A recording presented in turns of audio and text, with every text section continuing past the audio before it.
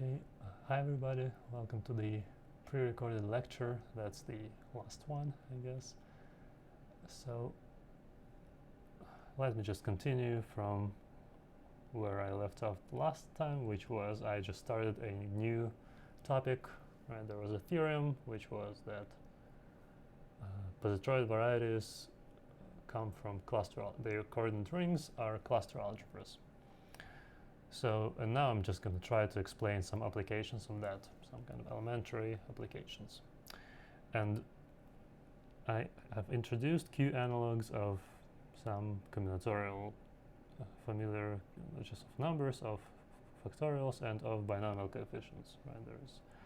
There's these Q analogs, which are basically, if you think about it, like that's the only reasonable definition you can make, and it works beautifully. So let me start by explaining a few beautiful properties of these numbers. And yeah, so the example which I computed last time, kind of by painful polynomial multiplication, was that the q factorial of 3 is q cubed plus twice q squared plus twice q plus 1, and 4 choose 2. Q by q binomial coefficient 4 choose 2 is q to the 4th plus q cubed plus twice q squared plus q plus 1. So as you send q to 1, both of these numbers become 6, which is 3 factorial, but also 4 choose 2. And then I asked, what are the coefficients? Like, what is a nice formula for these polynomials? And that's actually an exercise for you, which you may choose to submit if you want.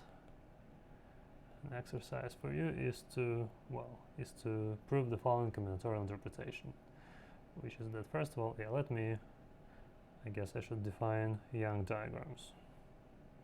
Okay, let me move the exercise a little bit down. So a Young diagram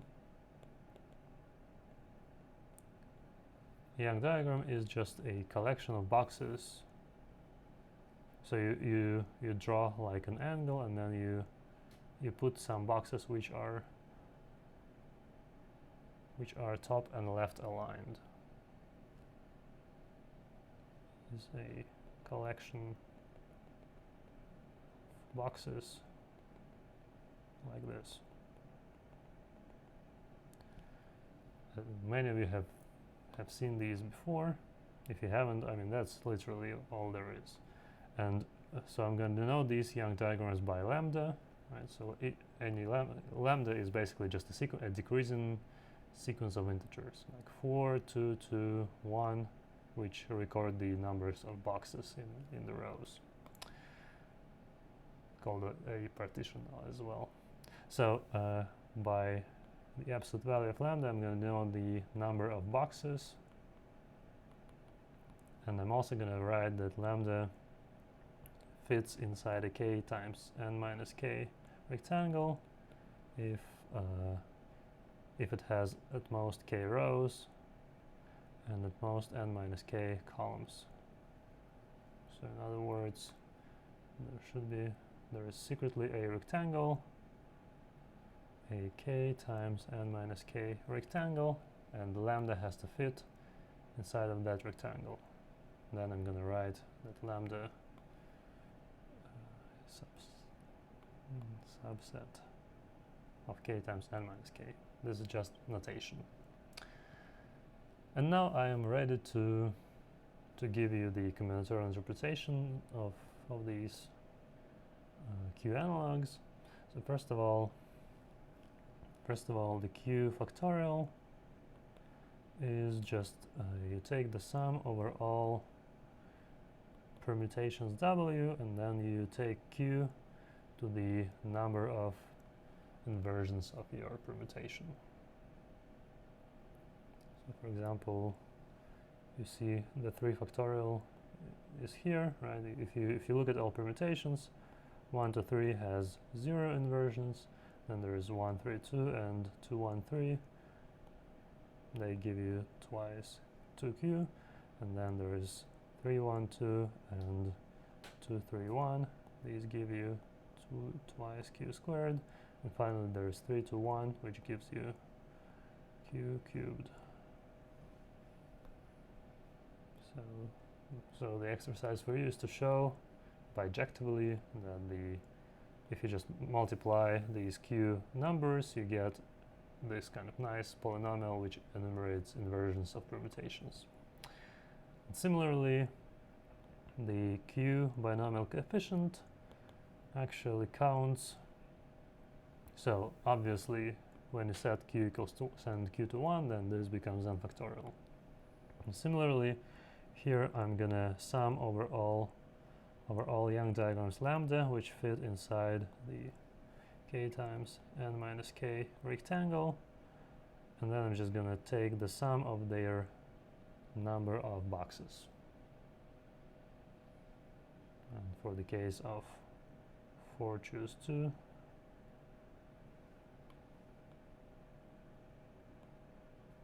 I'm gonna have 6 possible. So essentially these Young diagrams that fit inside the rectangle, they correspond to just lattice paths that start at the bottom left vertex, terminate at the top right vertex, and then they have to go up or down. So then the boxes above your path give you a Young diagram that fits inside the rectangle. So here are the 6 possible Young diagrams that fit inside a 2 by 2 rectangle. And if you count the number of boxes in each of them, then you get q to the 0 plus q to the first plus these give you twice q squared, q cubed, q to the fourth, which is the same as the polynomial I computed by multiplying q factorials and dividing q factorials. So again, from this formula, it's unclear that it's a polynomial. From this combinatorial interpretation, it becomes clear. Okay, and now using this formula, I'm also going to show that this q binomial, it's also called Gaussian binomial coefficient. It counts the number of points in the Grassmannian over a finite field. So proposition is that the number of points in the Grassmannian over fq is just literally equal to n choose k to the q binomial coefficient n choose k. And yeah, so people have been complaining that I'm not proving a lot of things, so here let me give you one proof of this fact, which there's something called the Shubert decomposition, which I didn't mention, but it's directly related to positroids. So now is a good time to explain this. So let's say you have a matrix A, some k by n matrix, k by n matrix. Then any matrix can be, so I'm considering, right, the Grassmannian consists of matrices modulo row operations. So and when I apply row operations, there is a certain canonical form which you have studied in your linear algebra class. It's called the reduced row echelon form. So what you do is you look at the first column. Maybe it is a 0 column. Then you just put a bunch of zeros. And then maybe in the next column there is some non-zero entry. Then you can apply row operations to move this entry to the top and rescale it so that it's equal to 1. And then you can apply downward row operations to make all the other entries 0. And then, well, the rest of the entries in the first row are just going to be free, just stars. And then you continue, so you continue with the same process with the smaller submatrix. So maybe maybe these entries are all 0 after you apply row operations, but then you find a 1. Anyways, there's going to be a collection of 1s, and then you can apply upward row operations to kind of kill off these stars that are above 1s. 0, 0. So once you have a pivot, that's called these entries which are boxed are called the pivot columns. And yeah, and all entries except for 1 in the pivot columns are 0. So these 5 columns are the pivot columns. And yeah, so and then if you I have a matrix here. Basically, if you look at which entries are free, then you are gonna see something like this. Like for example, these entries have to be 0. Otherwise, if this was non-zero, then this would have been a pivot column. So the fact that the pivot is all the way over here means that everything here has to be 0. Finally, here I have a star, star, star, star. Okay, and so if you let j sub a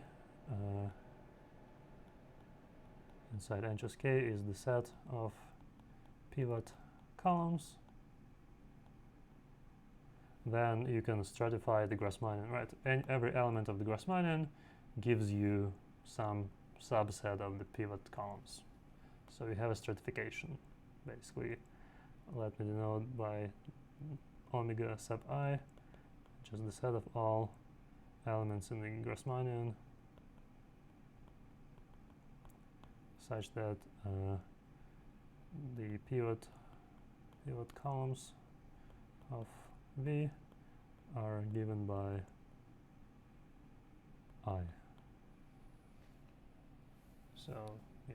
So you basically stratify the whole Grassmannian over any field. This works over any field as a disjoint union over sets, over k element sets into these omega sub I. And these omega sub i's are called Shubert cells. So that's the Shubert decomposition of the Grassmannian. And if you look at how each cell topologically looks, then well, it has a bunch of fixed entries and a bunch of completely free entries. And these could be, the stars could be 0 or any non-zero number. And if you actually circle all the stars, then you can, if you just remove all the non-star entries, you get a kind of reflected Young diagram.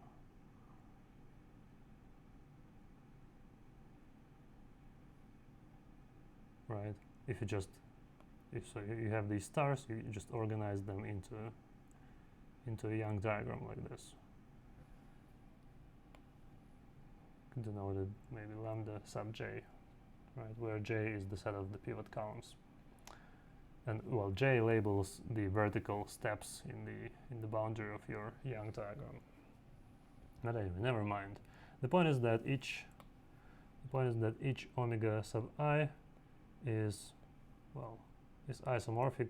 If I'm working over a defined field, then each omega sub I is just basically your field to the raised to the number of stars, which the number of stars is the number of boxes of your Young diagram. And it's also easy to see that the Young diagram has to fit inside the k by n minus k rectangle, because I remove exactly k columns, so the rest is going to be a rectangle of size k times n minus k.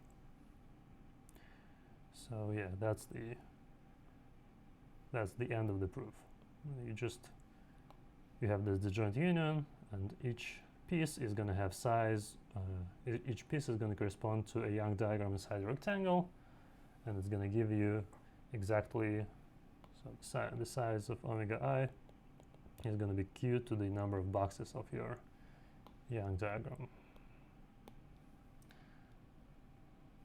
And that is the combinatorial way to see the... There's actually, you can also, if instead of using this formula, which I didn't prove, you kind of try to compute the number of these linear subspaces directly, that's also possible to do, and then you're going to arrive at the other formula with the factorials, with the q factorials. Yeah. So, but anyway, the bottom line is that in the Grassmannian there is a nice kind of cell decomposition which you can use to get these nice combinatorial interpretations of your Q analogs. And while I'm here, let me also mention how is this related to positroid varieties. And the answer is that if you look at a Shubert cell like this, and then you ask, well, which Pluker coordinates are going to be 0 and which are going to be non-zero generically on such a Shubert cell? And the answer is going to, of course, depend on the set of your pivot columns, and it turns out to be given precisely by the Gale order. Right, so the first column has to be weakly to the right of the first pivot column, and the second column has to be weakly to the right of the second pivot column, and etc.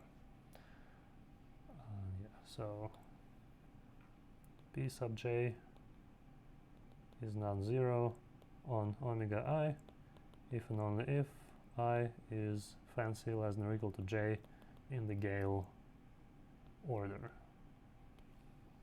And what this means for us is that, well, the positroid variety, as you remember, positroid variety is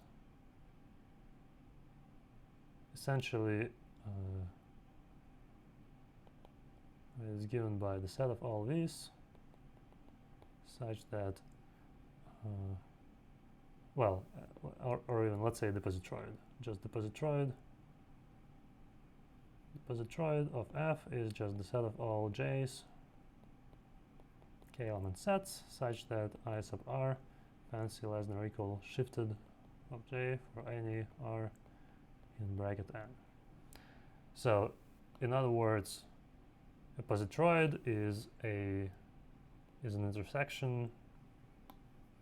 So phi circ F is literally a set theoretic intersection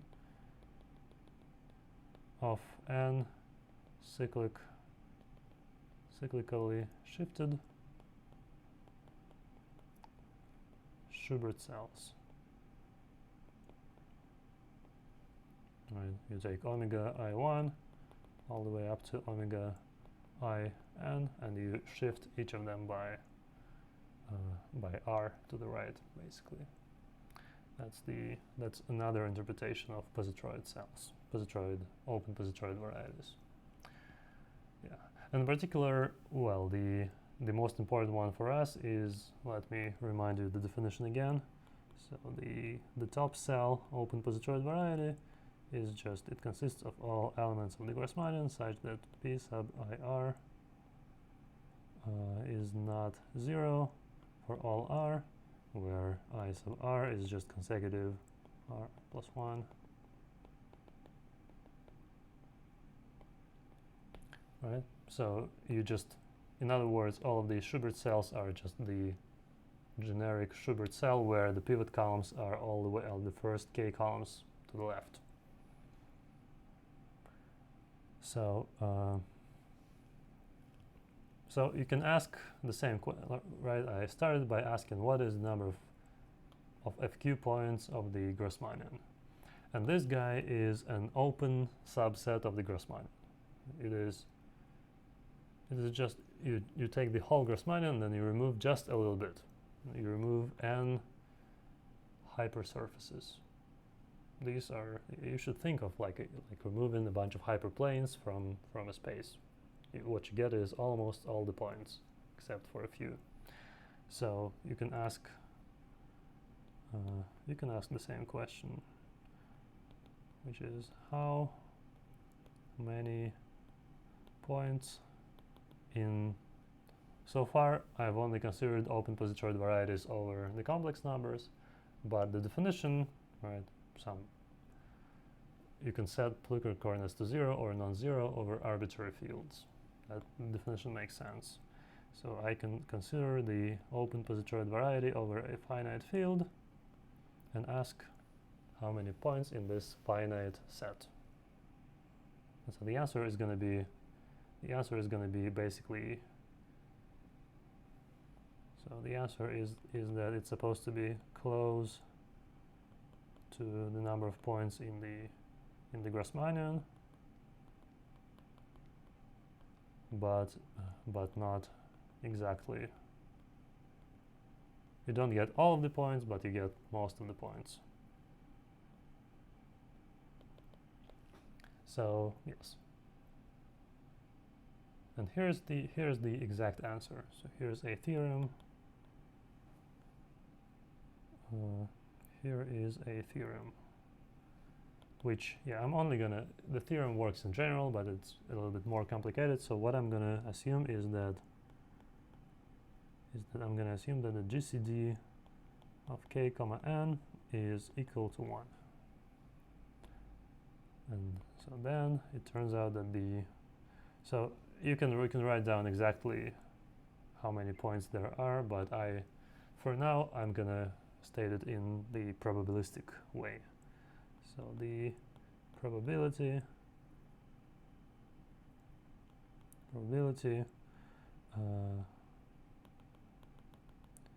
that a uniformly random, since it's a finite set, I can talk about uniform distribution on the points. That a random point inside the Grassmannian over FQ belongs to the open positroid variety is given by the following formula, just q minus 1 to the n divided by q to the n minus 1.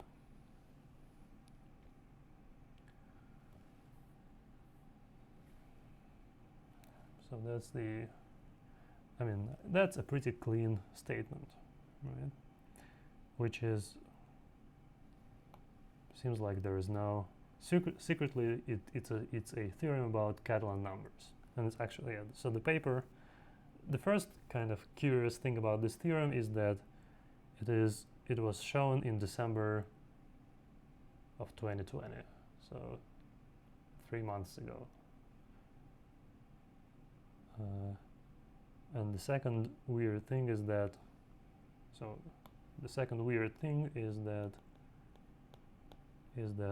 this probability does not depend on k. The statement depends on k. You look at the Grassmannian k comma n, but the probability does not. And so that's an open problem, is to prove this in an elementary way.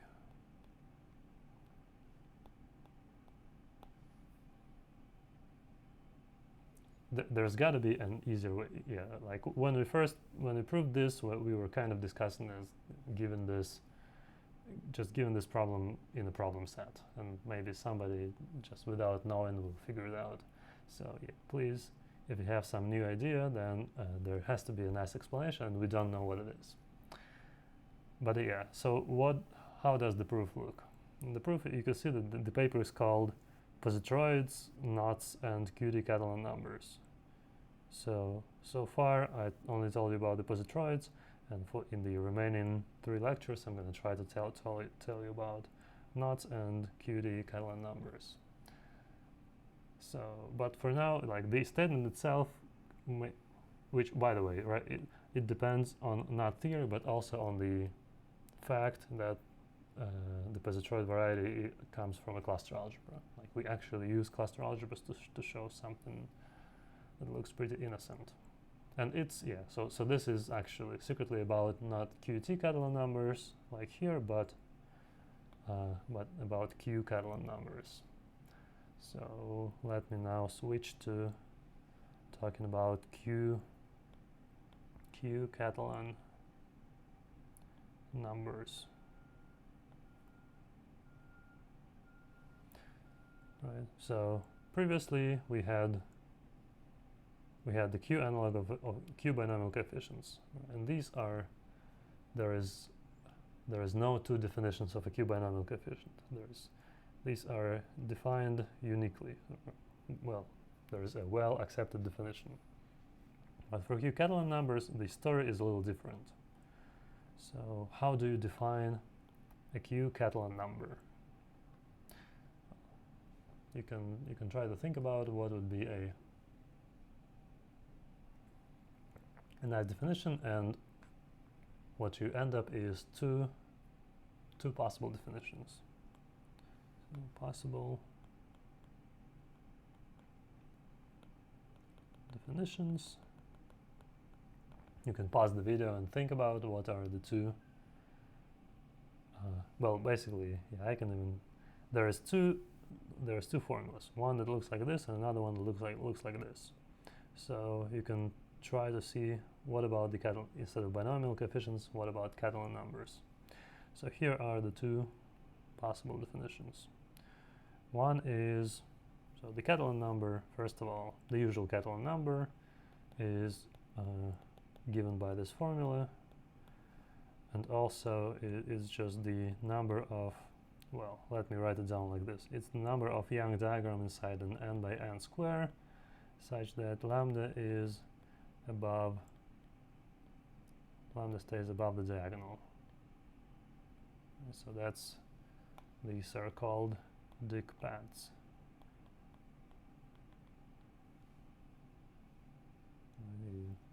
You take an n by n square, then you draw the diagonal, and then you ask that your lightest path stays weakly above the diagonal, something like this. And you count the number of those, and you get Catalan number. So, okay, now here are two possible definitions. So let's say I can take just the Q analog of this formula, as we did with binomial coefficients. N plus 1, Q analog of n plus 1, and here I take the Q analog of 2n, choose n. Or I can take, similarly to the formula I had with the Gaussian binomial coefficient, instead of taking the sum over all Young diagrams that fit into the rectangle, I'm only going to take those that fit inside a triangle. Right? Fit inside a triangle. So the sum over lambda inside a k by, well, inside an n by n rectangle that stay above the diagonal. And I can take Q to the number of boxes in lambda. Okay, so, and then you may wonder, do these definitions agree or do they disagree? Let's try an example. Maybe I should try n equals to 2. When n is equal to 2, okay, yeah, actually, let me even just look. I have computed the two examples. So for n equals to 2, I take 1, the first formula gives me 1 over 3, Q analog of 3 times 4, choose 2, Q analog of that. So 3 is 1 plus Q squared, and 4 choose 2 is whatever it is. 4 choose 2 is given here. But it is a product of 1 plus Q squared times the same, I think. So the answer is that this is going to be just 1 plus Q squared. While on the other hand, if you take the other formula and the sum over lambda, which belongs to the let me draw it like this to the triangle. Then, okay, so you draw a 2 by 2 square and another one. So there's two dig paths, one that goes like this, and another one that goes like this. So this has one box, this has 0 boxes, so you get q to the 0, q to the first.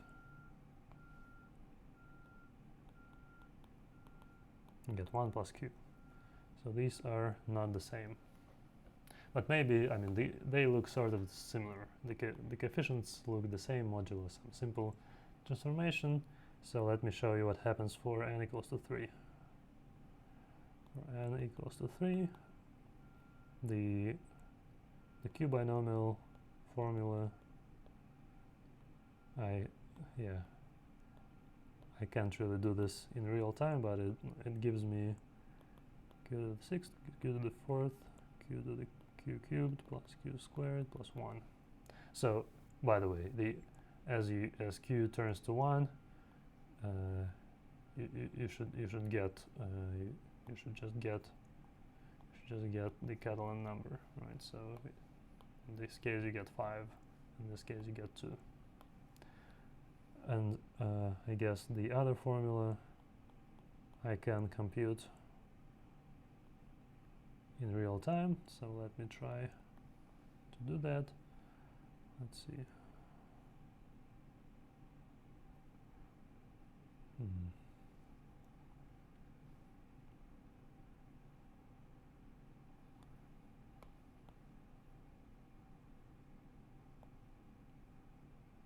I'm going to create 5 copies of, because I'm going to have 5 dig paths.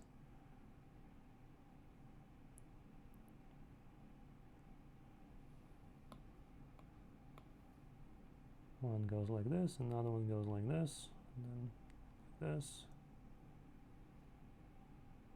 These are the 5 dig paths, and they give me q to the 0, q to the first, q to the second, q to the second, q to the third. So I get 1 plus q plus twice q squared plus q cubed. And you see that these are just seem completely unrelated. And I mean, they are unrelated. But we are going to connect them together. For now, I'm just going to write down that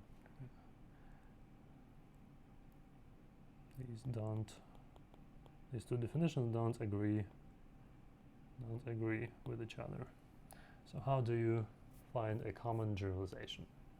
And the answer is that you study not just q-Catalan numbers, but qt-Catalan numbers.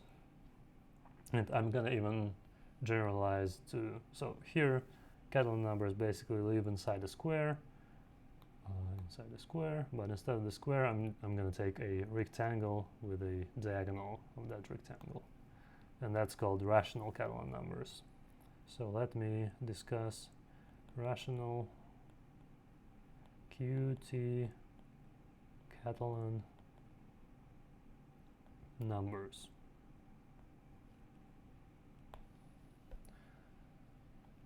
Okay, and alright, so here I'm going to have 2 parameters. One is going to be k and the other one n minus k. So let me know them by a and b.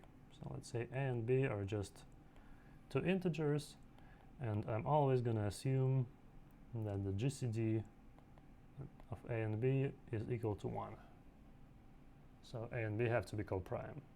In particular, if you draw the rectangle, you draw the a by b rectangle, and then you draw the diagonal, then the diagonal doesn't pass through any of the lattice points, except for the start and the end of the diagonal, which are the vertices of your rectangle. Okay, now I can define a rational dig paths. So a rational dig path is just a path that starts here and stays above the diagonal. is a path inside an A by B rectangle staying above the diagonal.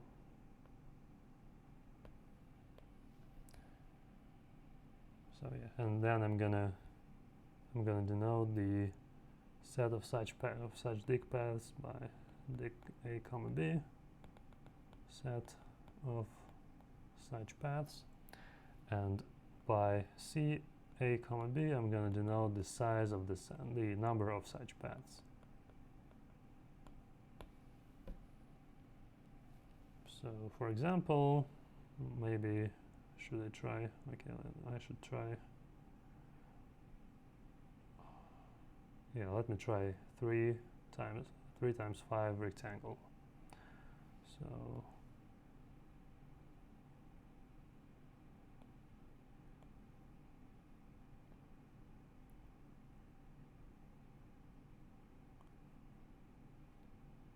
oh, I should include diagonals in each of them.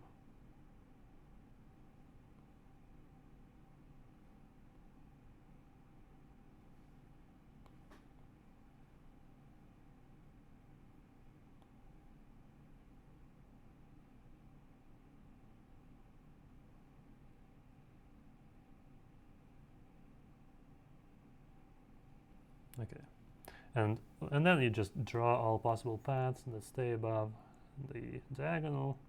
1, 2, 3, 4, 5,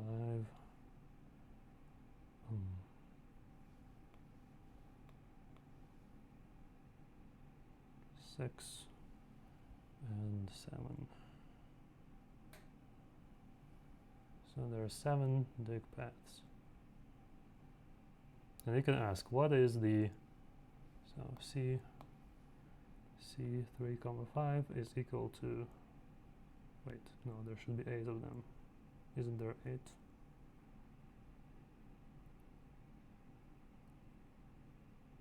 No, it seems like there are 7. Okay, there are 7. All right, so you can ask, what is the formula for the number of such dict paths? And first of all, yeah, let me mention first of all that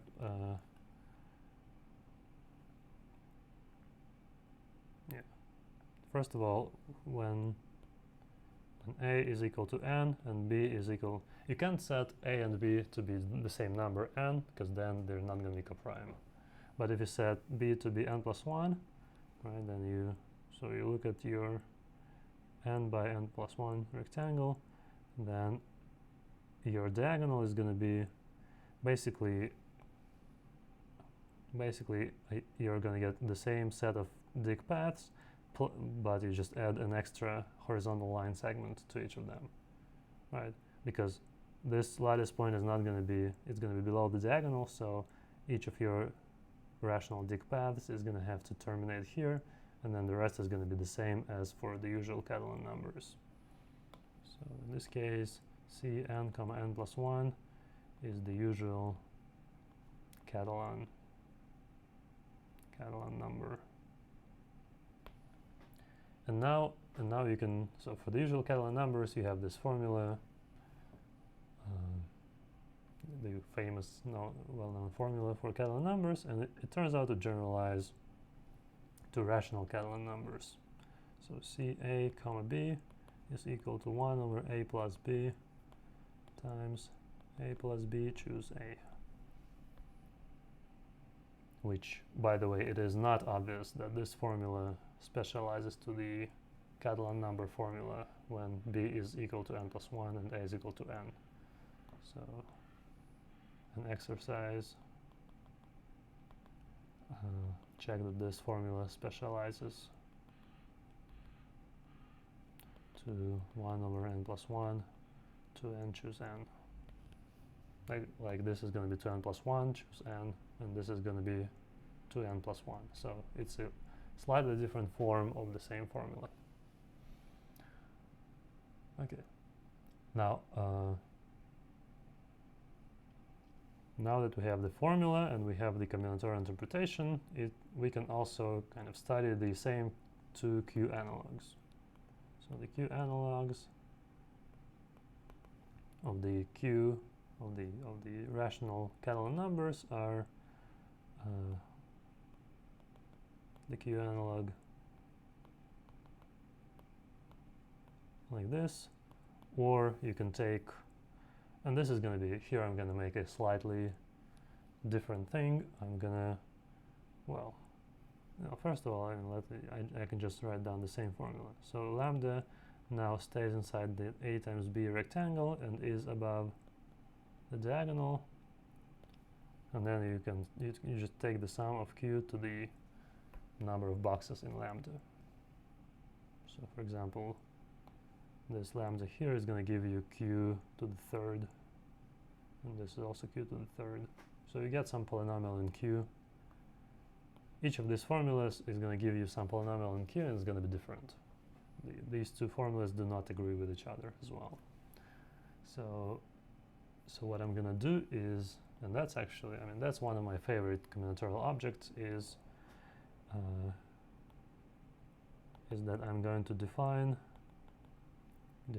a QT version. So I'm going to define a polynomial CAB of Q comma T, which specializes, which is a common generalization of these two Q analogs. Generalizes to both of these formulas. So how do you define the QT Catalan number? And the definition is going to be, I mean, it's going to be slightly weird, but it's just remarkable. The result is a remarkable polynomial which has just crazy properties. So, all right, so what is the definition? Let's say P is a dig path which stays above the diagonal. So it corresponds to a Young diagram like this, which is above diagonal. And let me denote by area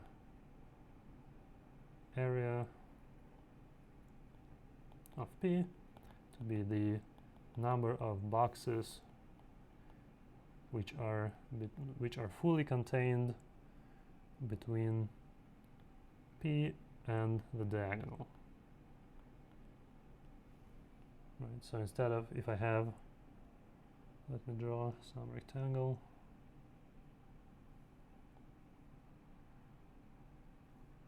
So if I have some path P,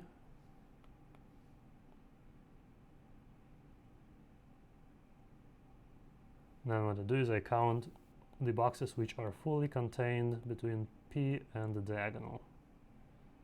So that is the area of P. And in this case, it's equal to 1, 2, 3, 4, 5, 6, 7, 8, 9, 10. It's equal to 10. And that's going to be the Q power.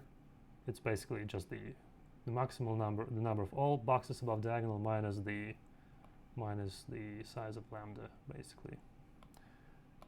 Now, what about the other statistic is going to be interesting. The T degree is going to be very non-trivial, and it counts diagonal inversions. So, and I'm going to denote by the inv of P is the number of diagonal inversions of P, which by definition, what is a diagonal inversion? A diagonal inversion is a pair of which consists of a H is a horizontal step and V is a vertical step of your dig path. So for example, this may be your horizontal step and this may be your vertical step. Right? You just count all such pairs which so such that they have to satisfy certain conditions.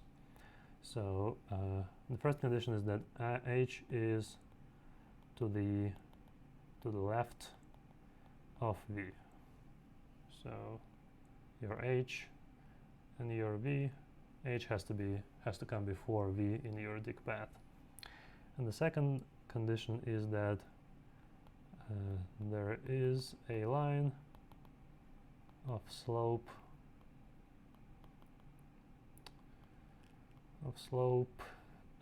a over b, right? So it's the slope, the sides of the rectangle are a and b, and slope a over b means that your line is parallel to the diagonal of the rectangle. Slope a over b, which intersecting both h and v. So there has to be a line. That is, so slope a over b parallel to the diagonal, such that it intersects both h and v. There could be, so your dig path may go above the line in the middle, but the only thing that matters is that if you remove all the other steps, just look at h and v, then there is a line that kind of makes one visible from the other, kind of a laser-like line which can go through the, yeah, so maybe I take this horizontal step and this vertical step, then the I can take the diagonal and I can move it so that it passes through the horizontal step and the vertical step in question, and therefore they form a diagonal inversion. So that's and inv is just the number of such diagonal inversions. So let me show you an example. And what I'm going to do is I'm just going to take the same example of a 3x5 rectangle.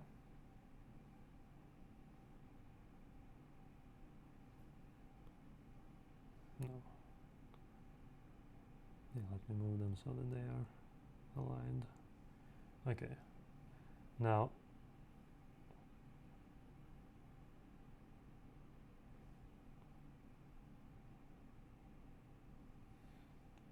first of all, and then basically what I'm going to do is that to each dig path, I'm going to associate q to the area of p and t to the diagonal inversions of p.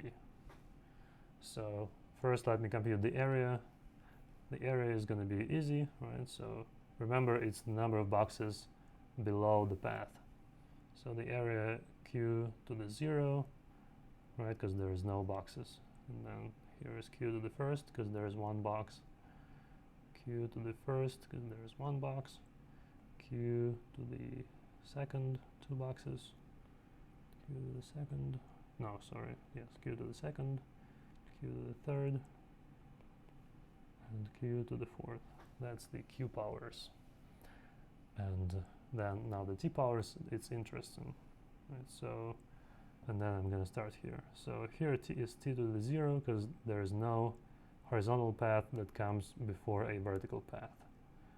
And here I have one inversion, and indeed you can move the diagonal so that you see the horizontal and the vertical paths. So that's T to the first. And here if I take the diagonal, I can move it here so that these 2 steps form an inversion, or I can move it a little bit to the left so that these 2 steps also form an inversion, because A is less than B. So here I have 2 diagonal inversions. But here I only have 1, right? Because the line is sloped this way. I can't really, if I want to see the top vertical line segment, then I'm gonna get out of the horizontal one. So here it's T to the first. Now here I have basically any two steps, this and this, or this and this, or this and this. They all form a diagonal inversion. So that's T cubed. Now here I'm only going to have T squared, and finally here I'm going to have, it's going to be 4 inversions. Basically any pair these two horizontal steps form an inversion with this one. That's 2 inversions. And now there's 3, which comes from here, and finally the 4th inversion comes between these 2 steps.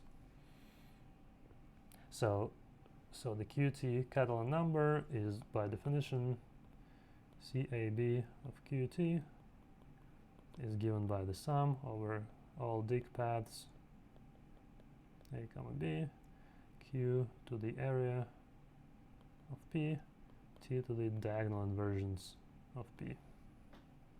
And in this C35 example qt, what you see is that q to the 4th plus q cubed t plus q squared t squared plus q, well, plus q squared t plus q t cubed plus q t squared plus t to the 4th. And so let me mention one result which is striking to me. I guess I'm a little bit out of time, but still, I think it's a nice result, which is not due to me in any way. It's called the QT symmetry.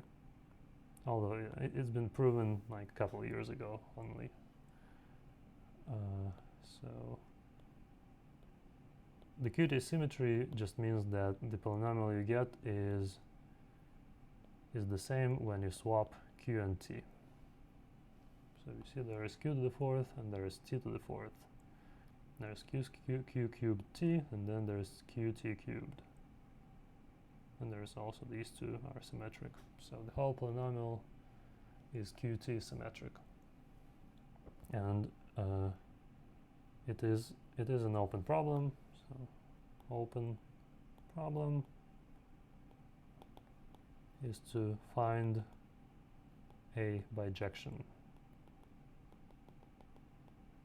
which proves, so for any kind of, you have to find a bijection which sends this dig path to this dig path. Right? A bijection that swaps area and diagonal inversions. And that is a big open problem. So yeah, I'm going to continue on Wednesday.